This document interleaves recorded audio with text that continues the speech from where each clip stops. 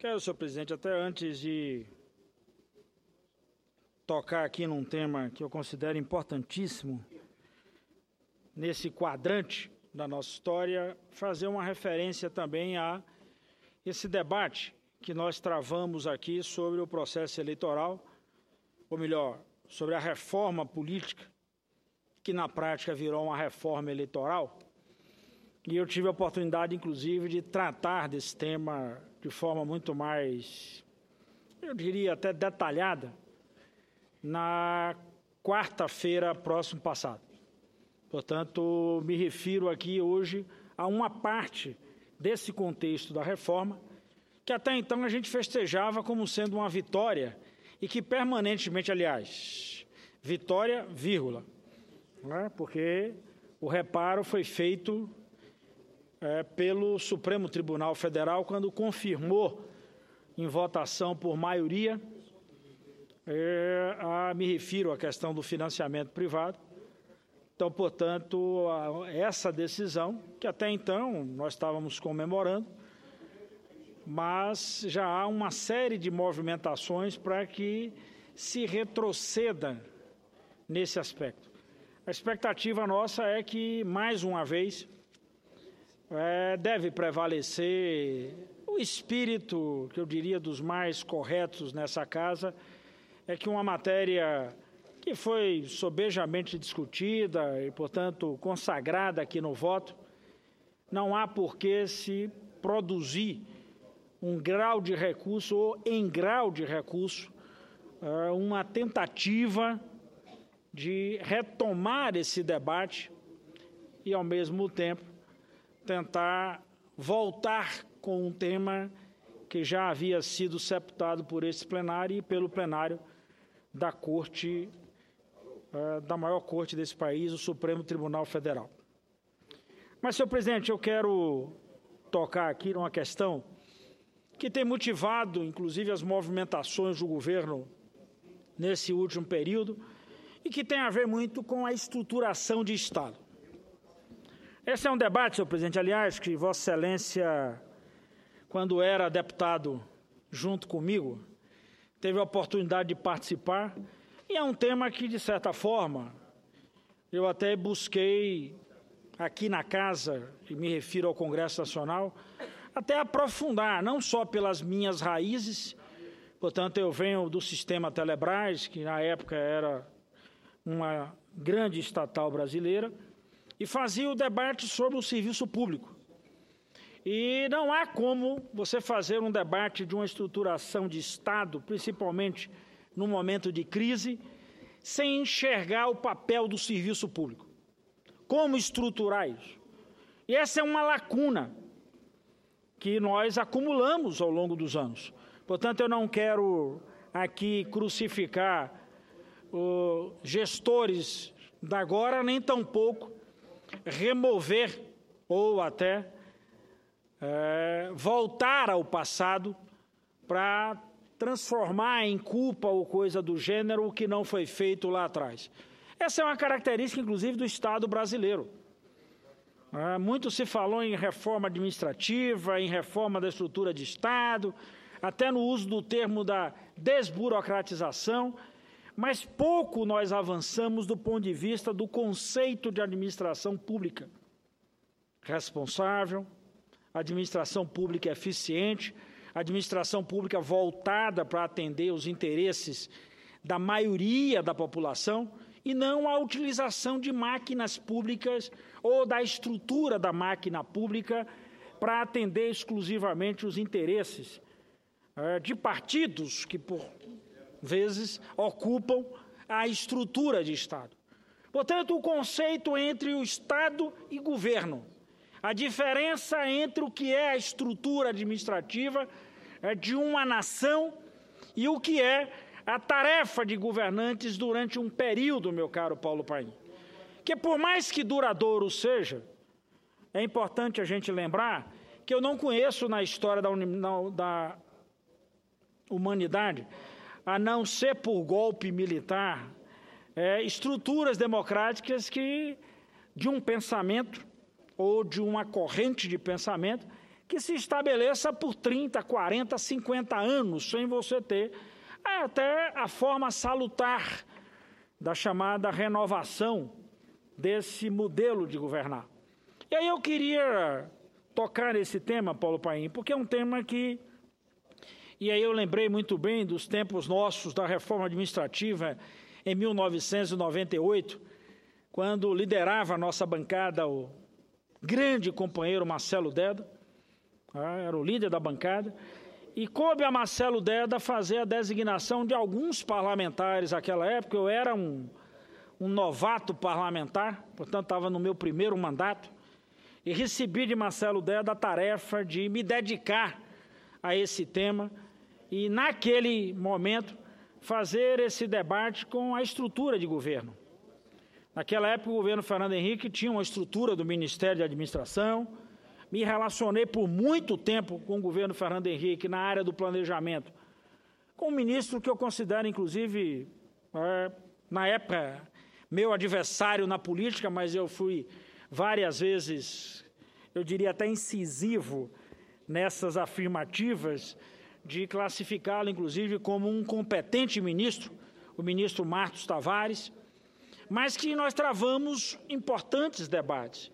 E depois nós tivemos a presença do Bresser Pereira, como o articulador e o pensador, inclusive, das estruturas, da necessidade de reforma das estruturas de Estado, com o seu pensamento para a Previdência, com a sua articulação, eu diria, até muito bem azeitada, o que era a estrutura de Estado. Portanto, esse é um debate que nós precisaríamos fazer com esse grau, eu diria até, de qualidade, e não um debate meramente, por exemplo, para troca de ministros. Ninguém nunca me viu aqui fazer um pedido na tribuna para dizer tira o ministro de Fernando Henrique, ou tira o ministro do Lula, ou tira o ministro da Dilma. Eu acho que a nós, enquanto parlamentares, a tarefa dada é a tarefa da discussão da política, e não da substituição de nomes. Aí, por exemplo, eu fiquei perplexo quando ouvi ontem que uma das mudanças passa por pegar e retroceder nessa organização da estrutura de Estado com a eliminação das tarefas, na medida que você compôs uma nova CGU, a CGU que, no período do governo Fernando Henrique, tinha uma tarefa e depois ela foi sendo aprimorada do ponto de vista da sua gestão, além do controle, e o seu papel de Estado enquanto se antecipar.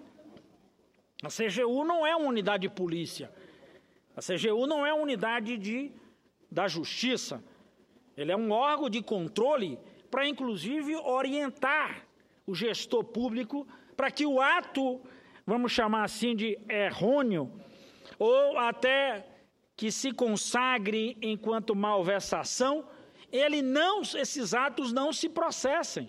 Então, portanto, é fundamental organizar essa estrutura. É necessário, inclusive, que nós tenhamos na estrutura pública esses verdadeiros órgãos que funcionam como órgãos de Estado. O papel de uma Polícia Federal, o papel de uma Receita, o importante papel de nossos órgãos de controle, mas também do outro poder, a estrutura do Judiciário, a estrutura do Ministério Público. Portanto, como é que a gente concebe uma organização de Estado pensando exclusivamente em servir, para que o serviço público chegue em todos os cantos?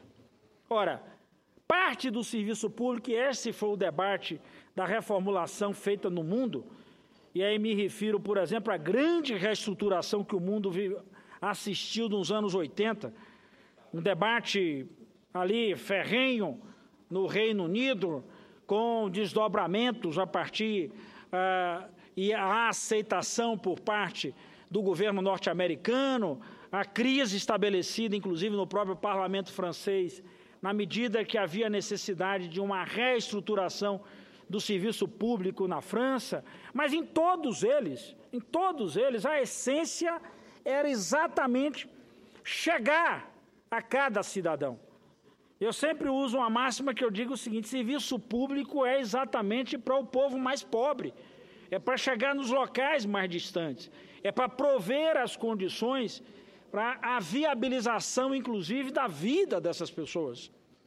Então, portanto, quando a gente toca nesse debate, aí muita gente vem com um discurso que nós estamos fazendo o debate das corporações.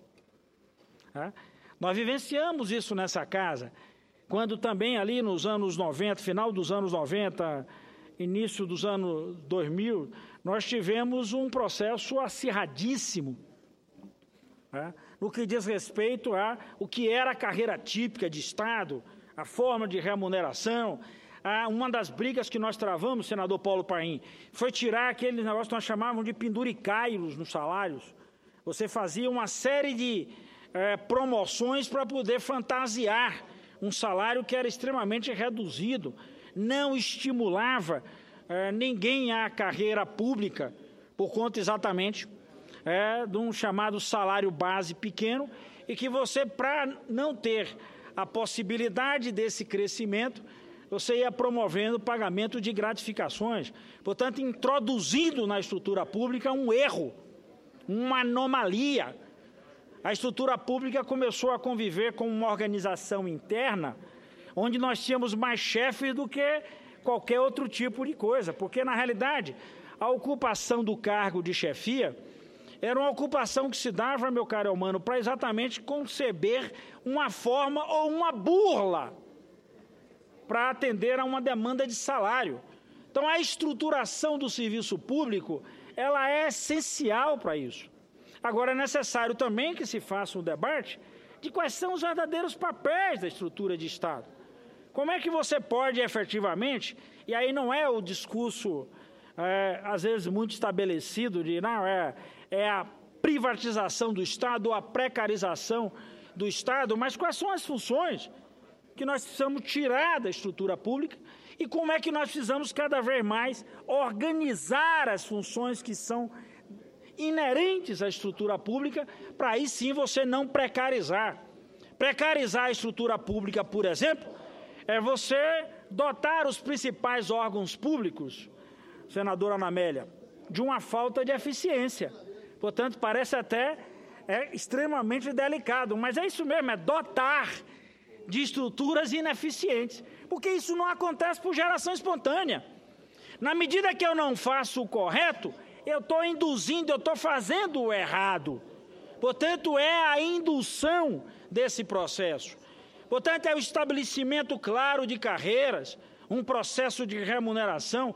Eu não considero, isso é um absurdo, ficar se fazendo o debate sobre a questão de que na estrutura pública tem salários aqui, ali e acolá.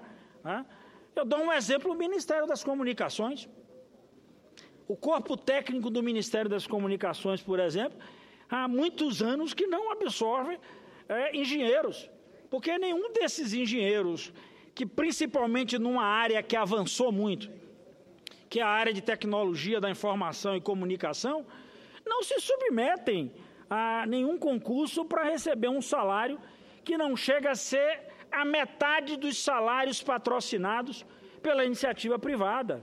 Ora, então, portanto, as carreiras do judiciário, as carreiras da polícia, da Receita, do Banco Central, de órgãos como a nossa área da agricultura, e que nós precisamos ter profissionais cada vez mais gabaritados, capacitados, inclusive na excelência da pesquisa, para que esse serviço chegue na ponta, no pequeno agricultor, na atividade econômica que é majoritária nesse país, que advém da agricultura.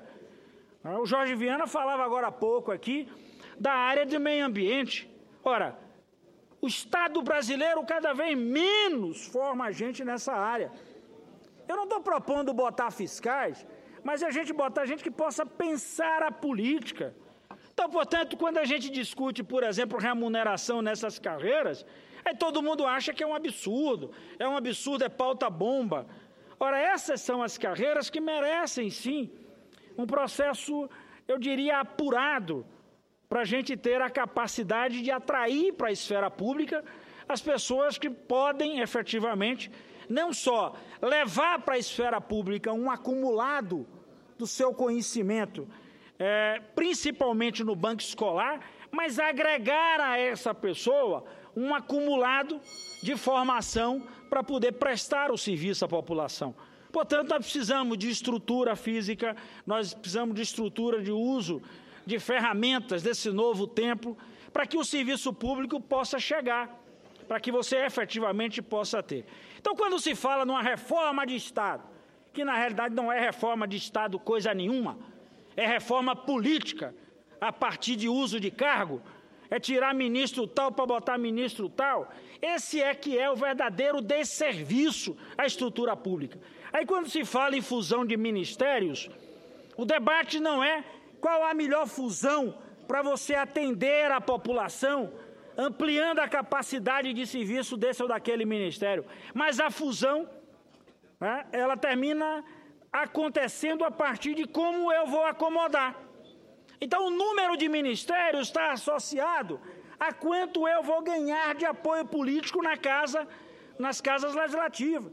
E não como é que eu vou estruturar essa minha capacidade do Estado levar o serviço a todos os cantos do país. Portanto, esse é que é o debate que, lamentavelmente, a gente não faz. Não faz. E quando vem matéria para cá, é só assim. Aí a criação de não sei o que, daqui para ali, como se fosse uma espécie de puxadinho na estrutura de Estado. Aquela história de que o sujeito bota uma banda para cá, uma banda para lá, levanta um tijolo ali. Isso, talvez, num pedaço ali, num canto, numa estrutura de construção civil, até você consiga sobreviver. Você põe uma viga, ainda que faça puxadinho para ali e para acolá, que a arquitetura não salte aos olhos como coisa bonita, você ainda pode conviver. Mas na estrutura de Estado, não, porque o problema não é a plástica dessa arquitetura. Aliás, eu não posso nem usar o nome de arquitetura para não é o nome adequado, porque isso não tem arquitetura nenhuma. A arquitetura parte do princípio que é algo que é pensado. Senador. Isso é uma deformação da estrutura de Estado. O que é produzido, na realidade, é uma anomalia. Já resolvi. Então, portanto, toda vez que a gente trata esse tema, todo mundo acha que nós estamos fazendo a defesa do interesse das corporações. Eu acho que as corporações têm que se defender, é normal. Agora, é diferente entre o que é uma defesa de uma corporação e qual é a estruturação de Estado e como que essas corporações devem agir. Talvez se a gente já tivesse produzido aqui a legislação para isso, nós não teríamos a guerra estabelecida em cada órgão, como nós assistimos aqui no Congresso Nacional, um dia uma medida provisória para tratar de delegado, no outro dia uma medida provisória para tratar de agente. Portanto, nós precisamos entender essa estrutura como um todo e os seus servidores ali dentro como importantes.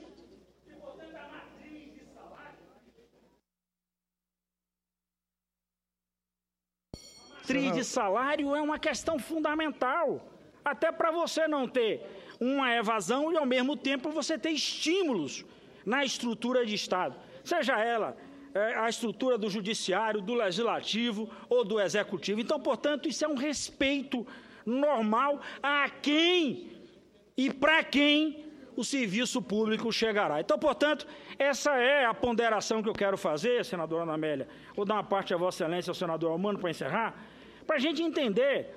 Não é só isso, é quando chega aqui no Senado, é só assim. Aí é na hora de votar o veto.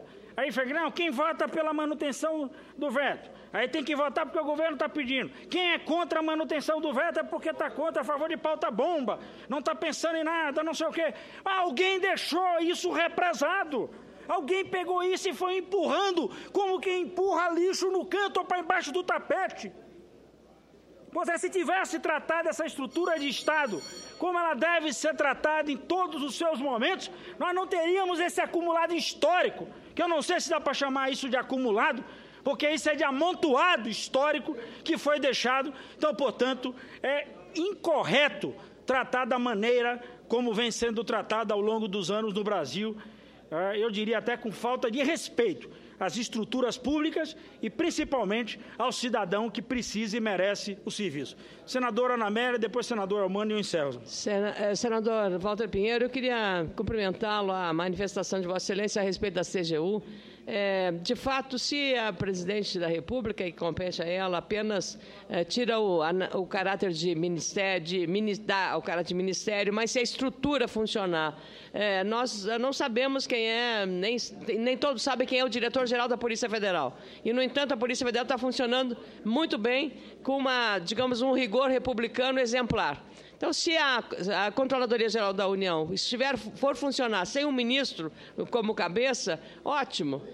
Não é essa a nossa preocupação. A preocupação é que essa instituição tenha o mesmo rigor e a mesma atuação exemplar que teve sob o comando do ministro Jorge Agee. Ela não voltar a ser apêndice de nada. Ela ser um órgão exatamente com essa autonomia, não um apêndice. Vai ser uma consultoria da Presidência da República, se Vossa Excelência está ponderando essa questão. Então, o senador João Capiberibe tomou a iniciativa de coletar a assinatura de alguns parlamentares, estava aqui na hora que ele fez, para exatamente ponderar ao governo sobre a relevância desse órgão na questão da controladoria.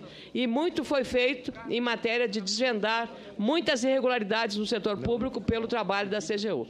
Esse é o primeiro ponto. E o segundo ponto, sobre os vetos, senador, eu vou lhe dizer sinceramente, aqui nós temos que respeitar uma decisão que cabe à nossa consciência, a responsabilidade de compromissos e acordos assumidos com as pessoas. Não precisamos assinar nada. Então, foi esse o compromisso assumido, é uma matéria que temos tratado aqui na Casa, e amanhã vamos ter a Hora da Verdade aqui, às 11 horas, quando o Congresso Nacional estiver reunido novamente. Eu espero que seja para definitivamente resolver essa questão dos vetos da Presidente da República. E lamento muito que a Presidente tenha vetado a impressão do voto no projeto da reforma político-eleitoral, porque isso seria uma garantia para o cidadão de saber que o seu voto estava valendo de fato. Assim, nós não temos. E a democracia não tem preço, senador. Parabéns pelo seu pronunciamento. Senador Almano, depois senador Aloysio. Eu queria só me somar às palavras de Vossa Excelência, sobretudo quando fala sobre a crise do Estado. Realmente o Estado hoje, o Estado brasileiro, através dos seus entes federativos, não está atendendo às aspirações da coletividade. Nas áreas mais elementares e mais importantes para quem é pobre nesse país, a saúde pública, uma educação de qualidade, a insegurança pública que está presente em todos os cantos e recantos desse país. Então, há uma decepção coletiva com o papel e as funções do Estado brasileiro. Vossa Excelência tem sido incansável nesta Casa no que diz respeito às questões do Estado e, especialmente, às questões federativas. Os municípios brasileiros, no meu entendimento, já estão praticamente falidos. Os Estados-membros da Federação, haja vista o que está acontecendo e atravessando o Estado do Rio Grande do Sul, com as suas potencialidades, com as suas tradições, sua riqueza, a sua autossustentabilidade no que se refere à produção, com avanços tecnológicos invejáveis. Então, há uma crise profunda no nosso Estado. E nós não temos nos aprofundado na discussão da crise maior, eu sempre digo isso, que está nos acometendo, que é a crise desse Estado que está aí, que não mais atende às aspirações coletivas.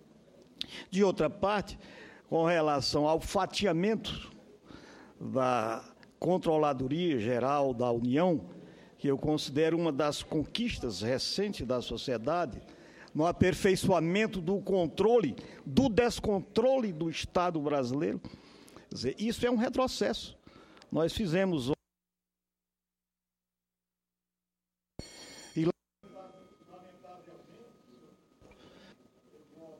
Aliás,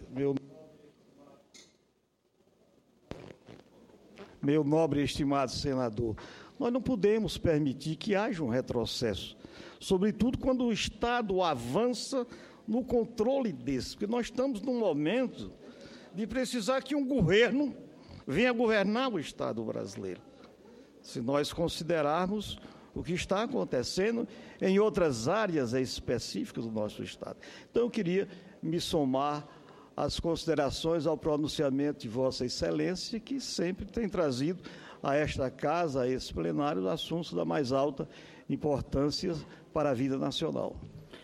Eu vou dar a palavra ao senador Aloysio. Senador Aloysio, eu até ouvi essa parte do senador Eumano, mas uma coisa que me chama a atenção é o seguinte: eu não estou aqui só falando hoje por conta desse absurdo de deixar salários acumular, ou melhor, não repassar, não ter reajuste, ou fatiar uma CGU.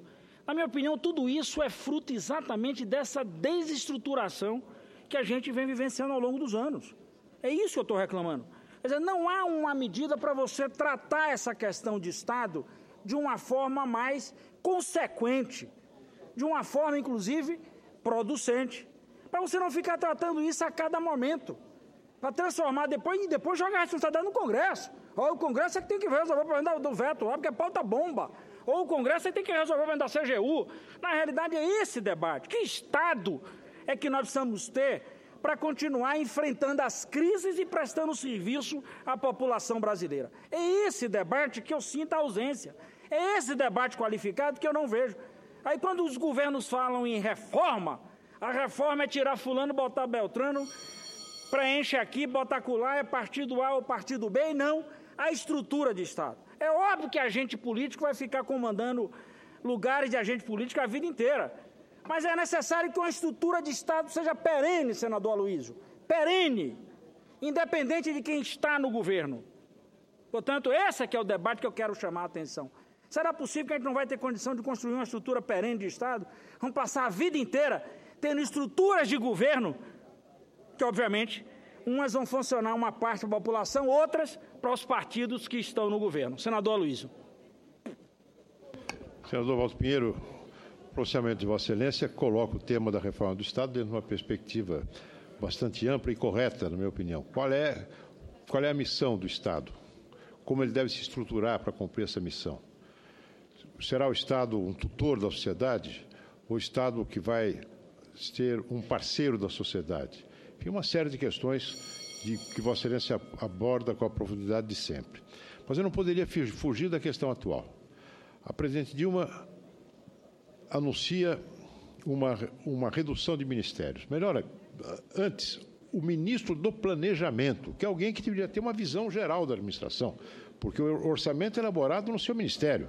O ministro do Planejamento anuncia o seguinte: vamos extinguir 10 ministérios. A imprensa pergunta: quais ministérios, ministro? Eu não sei. E até hoje não se sabe. Então, é impossível saber, é impossível que um processo como esse de reforma do Estado seja conduzido com esse tipo de governo que nós temos, inteiramente perdido diante dos desafios, e que são muitos, com que ele se depara. Mas, em relação à CGU, eu gostaria de abordar esse tema na mesma linha do senador Eumano Ferreira. Eu considero um enorme retrocesso.